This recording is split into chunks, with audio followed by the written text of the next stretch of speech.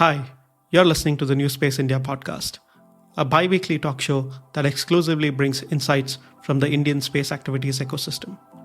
I'm your host, Narayan, the co founder of India's first space focused think tank, Spaceport Sarabhai. Guests on the NewSpace India podcast help you understand space activities related macro and micro trends within India in all aspects, including space history, local industry, space science, technology evolution, law and policy, art, and more.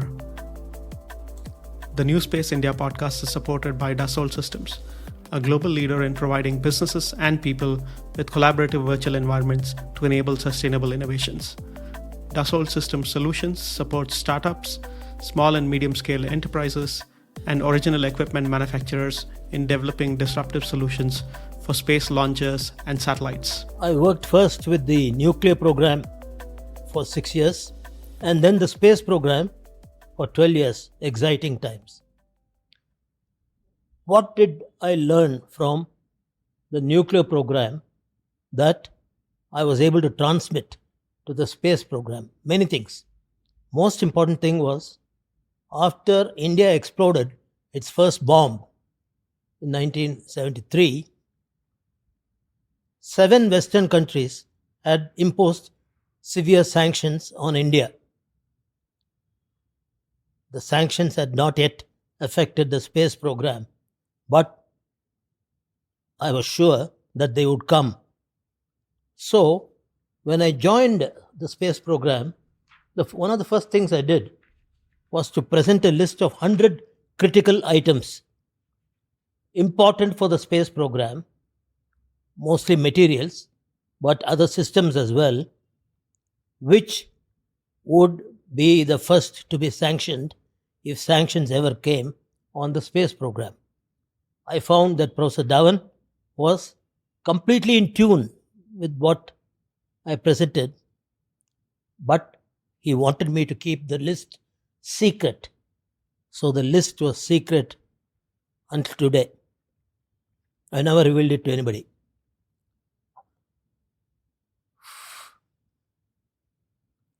So during the 12 years I was with ISRO, among other things, one of the things I steered was to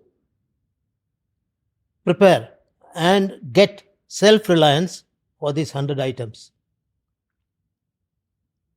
By the time I left ISRO, in 12 years, 95% of the list was developed and indigenized by the Indian industry, which was one of my main roles. It was a self-reliance campaign. A handful like carbon fiber cloth, liquid hydrogen, etc., followed a couple of years later after I left. I prepared the ground for them. When sanctions from Western countries inevitably came, ISRO was 99% unaffected. I could say totally unaffected. We had prepared the ground for it well in advance.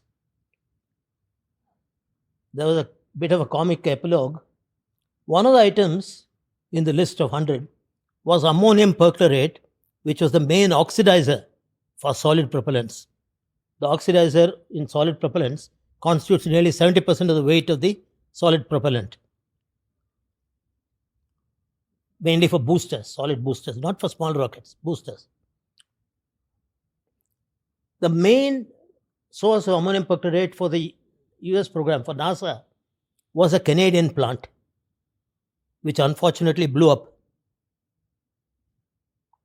It's an oxidizer, so if you find a fuel nearby, it can explode. Frantic search by the Allies produced nothing. They couldn't get the oxidizer from any of their own allies. The French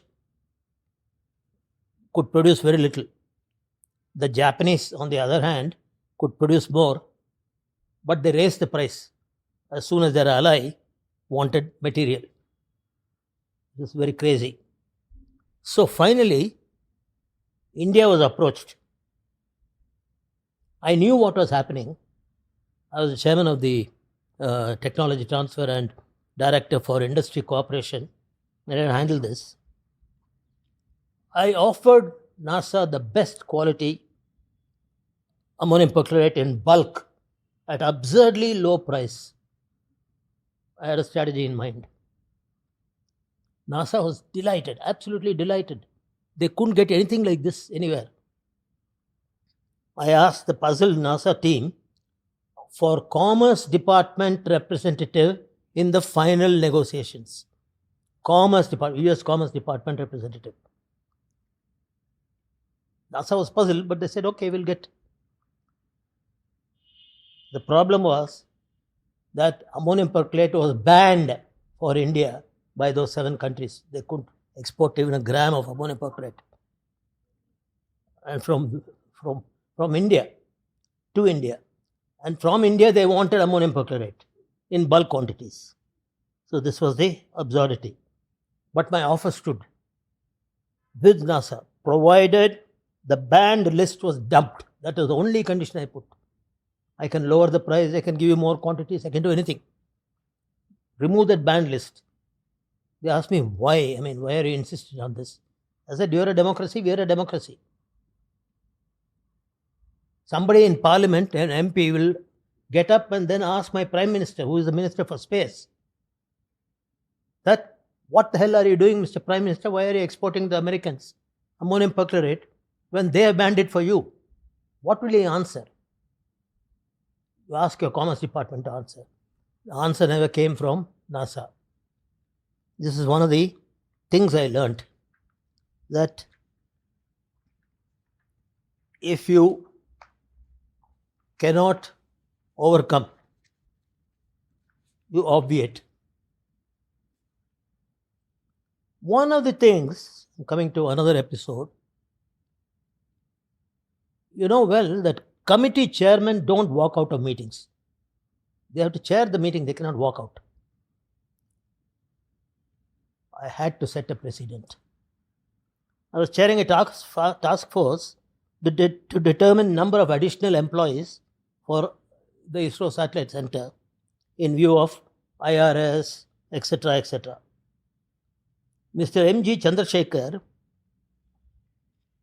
the then head PAG of ISAC and much later founder of the notorious Devas, resisted any negotiation at the venue.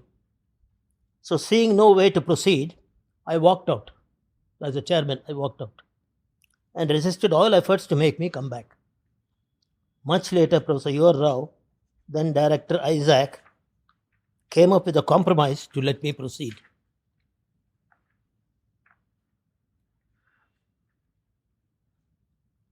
There are sometimes organizations can make fools of themselves. This was one major occasion.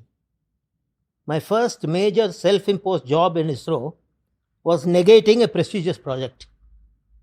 Our huge chemicals and propellants group in VSSC had proposed conversion of tree-based seed oils like sal oil, mahu oil, presumably going waste in forests according to them, into substitute for crude oil. Can you imagine? It's a seed oil. Some of the seed oils are even edible. They want to convert them into crude oil. Anyway, this was endorsed from the top. Widely publicized, state government roped in to activate tribals to collect the seeds and was about to be funded by ISRO. I had no choice but to play spoil sport fast. Spoil sport. I prepared an exhaustive analysis on technical and economic absurdity of scheme, showed it to Mr. Chandrasekhar as well, got Professor Dhawan to send it to eminent economist Ashok Mitra, then Finance Minister of West Bengal. That was the end of the project. They had sponsored it, the state government, but when this was sent to them, the economists had no choice but to cancel that. I earned the eternal ire of the project protagonists. That was the chemicals, materials and propellants group in VSSC, the biggest group in VSSC. I finally took Professor Dhawan as a terminal assurance to Hindustan Lever in Bombay, where the then chairman, Mr. T. Thomas, pointed to him higher value uses of tree seed oils like sal, yielding cocoa butter. They were working on cocoa butter, Nissan lever, cocoa butter substitute, and not crude. This convinced Professor Dhawan, and that was the end of this project called Space Crude. What a name for it, Space Crude.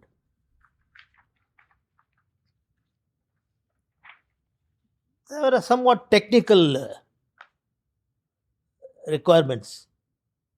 Very important was PBAN, polybutadiene acrylonitrile acrylic acid. It's a terpolymer, 3 ingredients in it, who are polymerized together. Was the backbone of our launch vehicles at that time. That is SLV, ASLV, etc. They were using this. And this was the same solid propellant, this terpolymer, for shuttle as well at the same time. So, how to indigenize acrylic acid was a challenge for me and for my scientists. They had come up with an elaborate scheme running to crores of rupees to set up a plant for acrylonitrile. So, a petrochemical specialist like me, in IIT Madras had specialized in petrochemicals, I recommended that we forget synthesizing acrylic acid completely, but simply hydrolyze acrylonitrile, in which India produced abundantly, produced in bulk, and get acrylic acid at no great capital expenditure.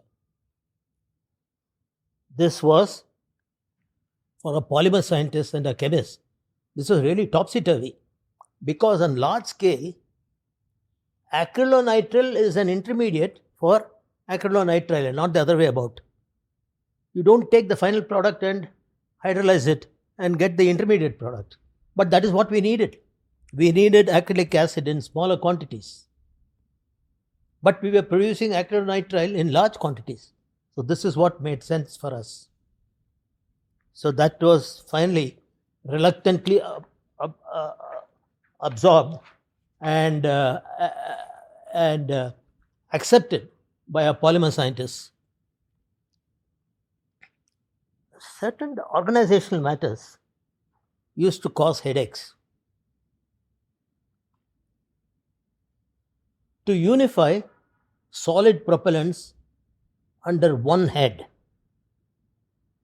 to unify the efforts in solid propellants, it became desirable to put SPROB, solid propellant huge plant, in SHAR center and the propellants group in one unified command under single command. So one was in SHAR center, the other was in VSSE. The only right person for this was Mr. M.R. Kurup, senior man, very experienced, able to command. Respect. Will Mr. Kurup agree to report to 2 different bosses, one of whom was actually antagonistic to him? Will anybody agree to this? Has anything like this been done anywhere, corporate sector, anywhere? I don't think so. It was not there at that time, and I don't think it's there now. Not likely at all. The center director of VSSC, Dr. Brahmprakash, posed this dilemma to me.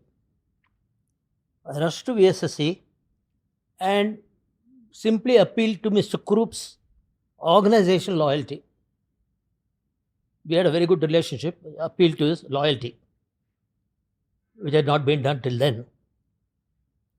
He asked me in the end of a half-an-hour conversation, "Are you convinced?" M.R.K. Kurup's consent was promptly taken to Brahmprakash, the director, the number 2 man in ISRO at that time, who was unbelieving and quite bemused. He was surprised. T.N. Seshan was a great colleague of mine, right from atomic energy days. We had a great relationship. He was a senior colleague in atomic energy. He later partly facilitated my move to space. He even aided me professionally after I quit Space and Venture Capital. I was always a great admirer of his, though I never cared too much for bureaucrats. I was budget director of ISRO and he was budget officer of DOS, Department of Space. In an annual budget meeting, Professor Dhawan asked all budget officers to raise their hands, maybe to reprimand them. I protested that one of them had not complied. After a long silence, Session reluctantly did. He raised his hand. He was the person who had first not raised his hand. To universal mirth, he was very much feared by all. Next episode with the Session, many with him, the chairman of the negotiating committee to settle our bulk purchase price for nitrogen tetroxide with the potential producer. Nitrogen tetroxide is the main liquid oxidizer for launch vehicles. N2O4 it's called. The public sector HOC had been selected.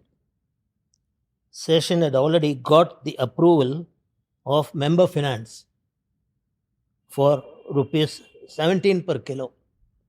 When I told him that I had finalized rupees 13 per kilo, his instant reaction was he had already obtained approval for 17 per kilo. Then he suddenly realized what he had said and then caught his breath. HOC sadly, as an epilogue, sadly lost 7 men in a leakage accident in the N2O4 plant. It's a highly toxic material. It's an acid. It causes nitric acid inside. At my instigation, we started a 3 departments project. ISRO, the Department of Space, Department of Electronics, and Department of Atomic Energy, to make beryllium. Very rare. This was going to be the 3rd plant in the world to make beryllium, to extract beryllium. He is an expert in this. Chandra. In Vashi, New Bombay, at that time. But entirely with BRC technology. We are totally dependent on BRC for this. We had to develop it from scratch, from laboratory scale up to pilot scale. There were a lot of delays because of the monsoon in Bombay and further because of delays in sand harvesting, sand extraction. There was a strike of the people who, extract sand and bring it in trucks.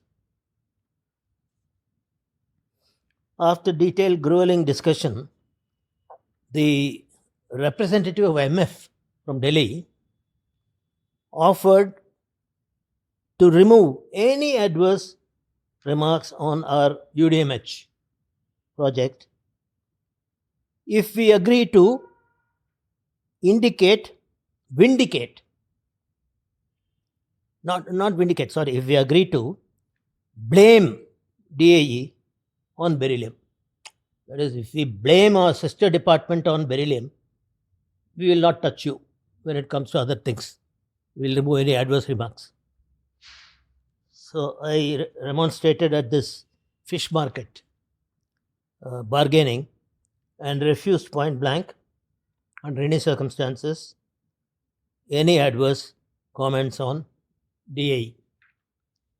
Finally, there were no adverse remarks either on DAE or BRC or us or BRC. Now, UDMH, which I mentioned earlier, is unsymmetrical dimethyl hydrazine, which is the main fuel in liquid engines or boosters. We produce it in our country now, and we produce the N2O4 also, the oxidizer. Now, what about the huge difference in size between ASLV, SLV, and PSLV? There's a huge difference in size. We're not talking of double the size and triple the size, and we're talking of 10, 20 times the size.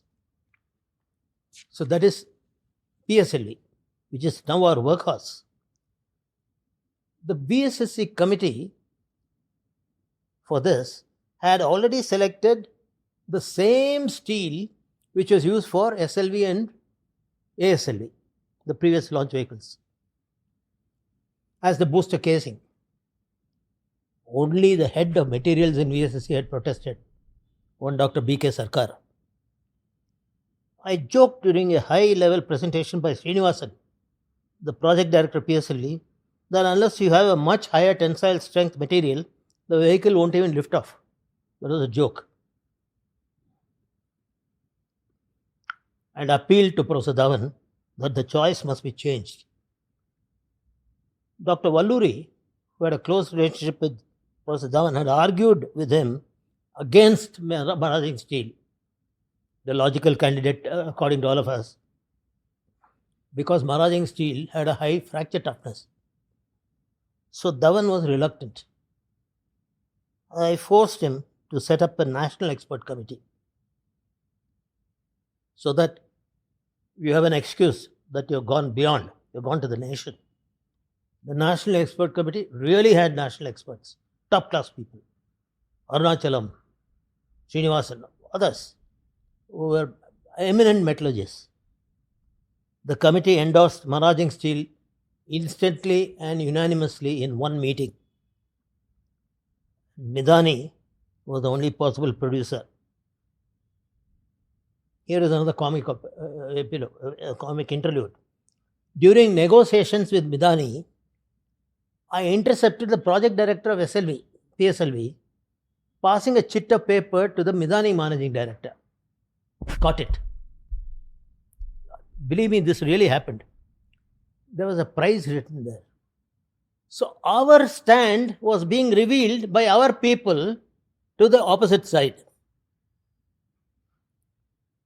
You can imagine what consequences followed. Kalam was a member of our side, usually unflappable, he won't speak much. Even he was outraged, Kalam. This was the kind of things that were going on. So when we talk technology, we often forget about incidents of this nature which cause problems, which cause defeats if you don't prevent them. UDMH was another saga. It was a chosen liquid fuel, a hypergolic liquid fuel for PSLV second stage, and MMH is monomethyl hydrazine for fourth stage. After wrong choice of route, waste of money and time, and deploying IDPL as the failed vendor, that finally the traditional UDMH route was chosen. Andhra Sugars, a new entrant, agreed to produce both in bulk after technology transfer. Showed them also that dilute UDMH was being imported in large quantities into India as a plant growth regulator in Jammu and Kashmir and Himachal Pradesh for apple orchards. This is a puzzling application. We also learnt it for the first time. But when we showed it to Andhra Sugars, this report, and took a bottle of this material, gave it to them, they were delighted. They quickly made an estimate of what the market would be, apart from what they had committed to sell to us as UDMH, as fuel, propellant. They started marketing it, started the preparatory marketing in Himachal Pradesh and Jammu and Kashmir in apple growers. We were very happy. We didn't care where it was going. We only wanted to point out to the industry that these are the possibilities that we have come across. Why don't you follow it up and profit from it?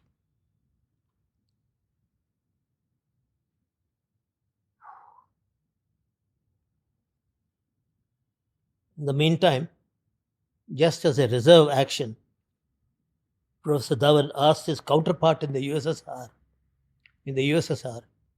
to reserve a quantity of UDMH for us if we required. This was agreed to but never used. Completely self-sufficient in N2O4, UDMH and others. By now, I had learned the power of walkouts, how unexpectedly you can walk out. I had learned from opposition in parliament as well. I needed the liquid hypergolic oxidizer in hundreds of tons for the PSLV program. That is N2O4, nitrogen tetroxide. Went for help in the beginning to nitric acid producers in the country without result, except one. Deepak Fertilizers, a private sector company, very nobly directed me to their main competitor, HOC. The private sector company is directing me to HOC, their main competitor. And told me that HOC may be able to help you with their future expansion, which was correct. Sure enough, HOC was the right choice. And during negotiations with their MD, unfortunately, their MD, Mr. Krishnamurthy, I saw that my own ISRO negotiating team, I was the chairman, was dithering, not coming to any conclusion, was actually stalling. So, once again, I stepped out for a separate confidential session with the HOC managing director. We two agreed on a price much lower than what was approved by our own member finance. My team was amazed, unable to react. I was acting against my own team. Later, the director of the propellants group sent a laudatory letter to Prof Sarabhai. This one is about how we scored over the shuttle. Shuttle boosters were using PBAN. I mentioned to you about PBAN. Polybutadiene, acrylonitrile, acrylic acid. So also SLV and ASLV. HTPB, that is hydroxy terminated polybutadiene, was a superior propellant on lab scale, etc. But it was untested in India, but chosen by PSLV. No objection to it. PSLV flew successfully before shuttle switched to HTPB. The first flight of PSLV had HTPB propellant in the booster, whereas almost equivalent size booster, shuttle boosters, still were carrying PBAN, the old propellant. I had wanted Nozzle, a Mafatlal Group company, as the most suitable producer of HTPB. Their MD laughed at me at our requirement of 30 tons per hour, 30 tons per annum, when their minimum requirement for a material to be produced was 30,000 tons. I'm asking for 30 tons only. So I was very dejected. I returned, only to get a desperate call later, a month later, that they seek our help. I was wondering what help they would require from us, since they were asked to vacate their complex on environmental grounds. This is near Vashi. They were a huge complex. They had been asked by the government to vacate the whole thing and the entire investment. So Professor Dhawan wrote to the chemical secretary, a lady called Otima Bordia, citing HTPB as strategic, which it was going to be. It was not yet strategic. Nozzle agreed to produce HTPB for us, and the two teams, our chemical engineers and Nozzle's chemical engineers, had a fantastic relationship, worked very well together to succeed in setting up the plant and even expanding it. I was simultaneously wearing 3 different hats. One was budget director, second was director for industry cooperation, and the third was coordinator for propellants, chemicals, materials and composites program, all important ones. I had to negotiate with the deputy chairman, planning commission, Manmohan Singh at that time, to approve the annual budget. His people knew that my budgets were bare bones, very carefully drawn up, and no fat in them. But when we needed much more for major projects like INSAT, IRS, PSLV, all coming in the same year, their boss flatly refused me, though he himself was a member of the Space Commission. He suggested that Sudarshan, you must have a normal 5% more than previous year. That's what your R&D basically. He had missed the whole point. When I needed 60% more that year to avoid seriously hurting the program and the schedules. At my total wit's end, also scared of what Session will say, I barged into MGK Menon's room in the Planning Commission and poured out my woes. When final meeting started next morning, Menon launched into space program priorities for 30 minutes non-stop. I never heard Menon speak so forcefully. I had known Menon from my atomic energy days. My budget was cleared without a single cut. Session didn't believe, nor did anybody. Because we are talking of going from 90 crores to 300 crores in 1 year.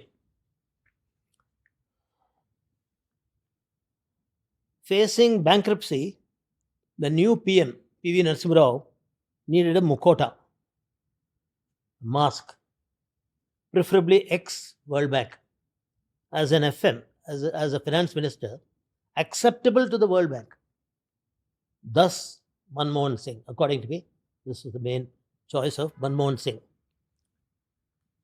P.V. Rao was a family friend and neighbor. Both my parents knew him well. My youngest brother and his youngest son were classmates. Both were also tutored in physics by my mother. I was in a flight from Delhi with an ISRO colleague, Mr. Jayaraman, when the PM-to-be sat in front. I joined him and bored him in Telugu about family matters. A few days later, I realized that he was in that flight with marching orders to wind up in Hyderabad and return as PM. It was just a coincidence. Now, this man is called Awul Pakir Jainal Abdul Kalam. Everybody knows him. There were too many anecdotes with Abdul Kalam in ISRO. Too many. Just too many.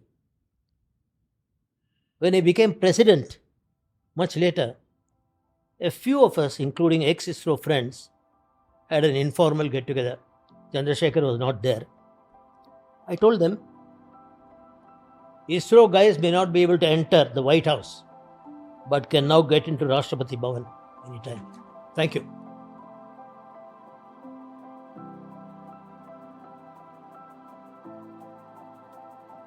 Thank you for listening in to this episode of the NewSpace India podcast. If you enjoyed this conversation, please share this episode with anyone you believe will enjoy listening to it. You'll be able to find the NewSpace India podcast in any of the podcasting platforms that you may be using, including Apple, Google, Spotify, YouTube, and others. Do subscribe to the podcast in case you want to receive new episodes automatically. I'm grateful if you're able to leave a rating for the podcast, which will help others discover it. Thank you for listening in again, and the next episode will be out in the next 2 weeks as usual.